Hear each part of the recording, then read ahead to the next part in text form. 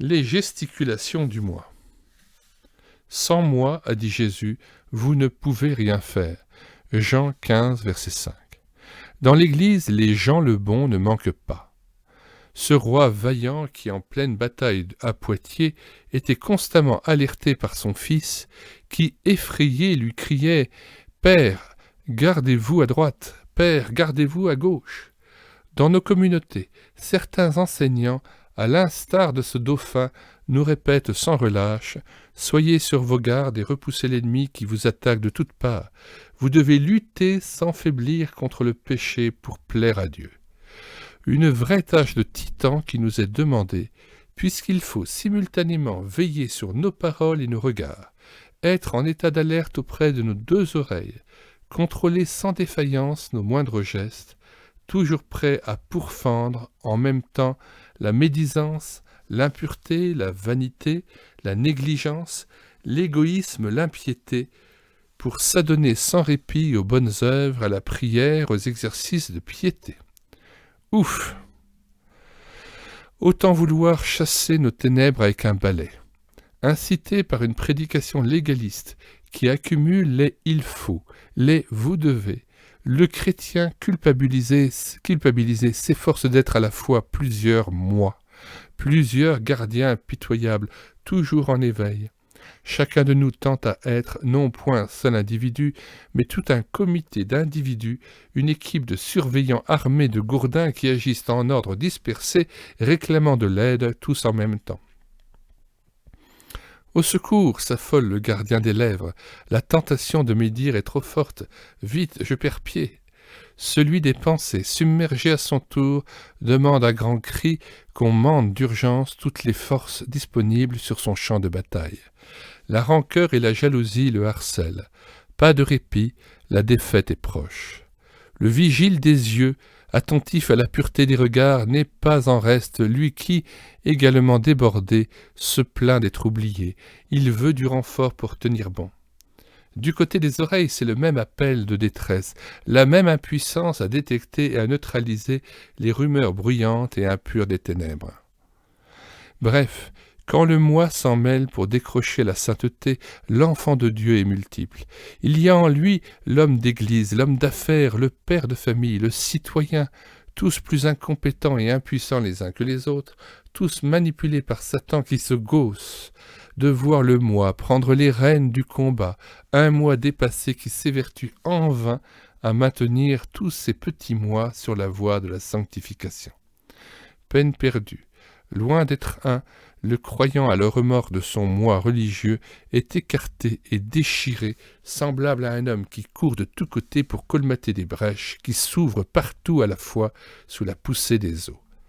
Ainsi, tiraillés par d'innombrables obligations qui toutes réclament la priorité, beaucoup de chrétiens s'efforcent en vain de s'acquitter de toutes.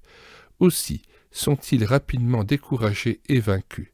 Sans doute de bonne foi, à cause d'un enseignement erroné, ils ont cru que Dieu devait seulement les aider dans la lutte contre le péché, c'est-à-dire ajouter seulement le petit supplément de force qui manquait à leur propre énergie défaillante. Ici, laissons-nous enseigner par Josué, le chef d'Israël.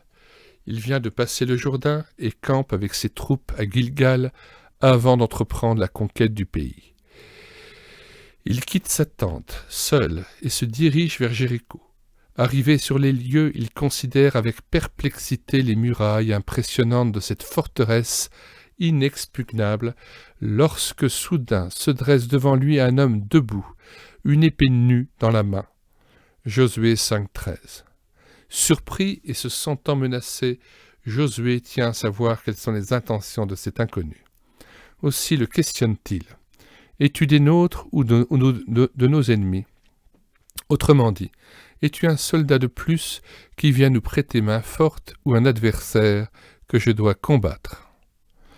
Or, ce n'est ni l'un ni l'autre, puisque le mystérieux guerrier se borne à répondre non. Il n'est pas un soldat de plus venu se joindre à l'armée d'Israël pour se placer sous les ordres de Josué. Ce serait un maigre renfort. Plus qu'un simple guerrier, cet homme est en réalité le chef de l'armée de l'Éternel. C'est donc Dieu et toute son armée qui va se lancer dans la bataille et en diriger les péripéties. À Josué et à ses hommes d'exécuter ponctuellement les ordres que communiquera le divin chef. C'est à lui et non au fils de Nun que reviendra la gloire de la conquête du pays promis. Peu avant de mourir, Josué devait déclarer à tout Israël enfin installé en Canaan. Ce ne fut ni par ton arc ni par ton épée que le pays a été conquis. C'est par l'Éternel votre Dieu qui a combattu pour vous. Josué 24, 12 et 23, 3. Trop de chrétiens n'attendent de Dieu qu'un simple coup de pouce, un petit soldat de plus, pour parvenir à la sanctification. Aussi se contentent-ils d'adresser au Seigneur une petite prière pour obtenir plus sûrement la victoire sur le péché, leur énergie propre ne pouvant suffire. Jamais Dieu n'acceptera de jouer ce rôle secondaire de complément. Dieu n'aide pas ainsi, il ne porte pas secours à un moi apparemment bien disposé mais sans force. Dieu ne peut collaborer avec lui même s'il est pieux et déterminé à poursuivre la sainteté. La vieille nature est toujours impuissante et encombrante. Elle doit être regardée comme morte pour laisser toute la place à celui qui est notre sanctification. 1 Corinthiens 1,30. D'ailleurs, le Seigneur refuse d'être simplement une roue de secours, un bouche-trou. Il ne peut consentir à jouer un rôle secondaire. Ce qu'il veut en vérité, c'est prendre en main les opérations pourvu que son enfant soit disposé à lui abandonner le gouvernail de sa vie. C'est un lâcher-tout qu'il réclame, une mort à soi-même, c'est-à-dire la ferme décision de renoncer à l'effort fébrile d'une piété trop sûre d'elle-même. Les chrétiens sont si remuants et bruyants dans leur désir de plaire à Dieu et de le bien servir qu'ils restent sourds à sa voix, lui qui réclame avec insistance qu'on le laisse agir. Ne livrez pas vos membres au péché comme des instruments pour accomplir le mal, mais donnez-vous vous-même à Dieu comme étant vivants de mort que vous étiez, et offrez à Dieu vos membres pour accomplir ce qui est juste. Romains 6, 13. Défions-nous de nous-mêmes, laissons au Dieu de paix le soin de tenir le gouvernail de notre vie. Sous l'impulsion de ce gouvernement unique, notre vie sera à la fois sereine et forte. Alors le Tout-Puissant, présent en nous, nous assurera une constante victoire sur tous les fronts, pourvu que rien ne s'oppose à son action. Là est l'essentiel. Dès lors, les fardeaux les plus lourds ne meurtriront plus nos épaules, et la joie éclatera sur notre visage à la gloire de Dieu. Pas de repos sans la foi. Pas de service efficace sans la foi. Pour nous qui croyons, nous entrons dans le repos. Hébreux 4.2. Chaque pas en avant dans la foi est en même temps un pas dans le repos et la victoire. Tout comme nous avons trouvé le repos de la conscience, en laissant le Seigneur se placer entre nous et nos péchés, de même nous trouverons le repos du cœur en le laissant se mettre entre nous et nos difficultés. Lorsqu'en toute chose la domination reposera sur son épaule, alors aussi l'accroissement de la paix n'aura plus de fin. Ésaïe 9, 5 à 6, traduction Luther. Que tout ce que nous faisons, fût-ce le travail le plus insignifiant, soit le produit d'une vie de paisible communion avec lui. Steenberger. Conclusion. Je suis absolument incapable de me sanctifier moi-même.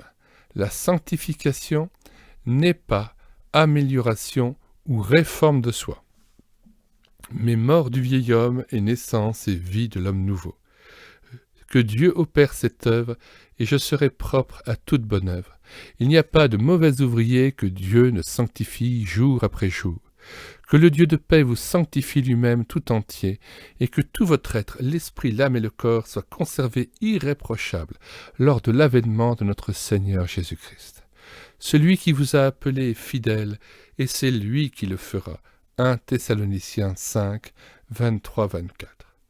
Que le Dieu de paix vous rende capable de toute bonne œuvre pour l'accomplissement de sa volonté, qu'il fasse en vous ce qui lui est agréable par Jésus-Christ, auquel soit la gloire au siècle des siècles.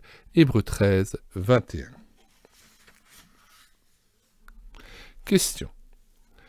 Est-ce que vous ne vous reconnaîtriez pas en cet homme fébrile, incapable de plaire à Dieu sur tous les fronts? En êtes-vous arrivé à dire avec l'apôtre « Misérable que je suis, qui me délivrera de ce corps de mort » Romains 7, 23. Êtes-vous conscient que le moi qui veut se sanctifier fait obstacle à l'action du Seigneur? Acceptez-vous de lui laisser les rênes de votre vie? Êtes-vous réellement entré dans le repos de vos œuvres?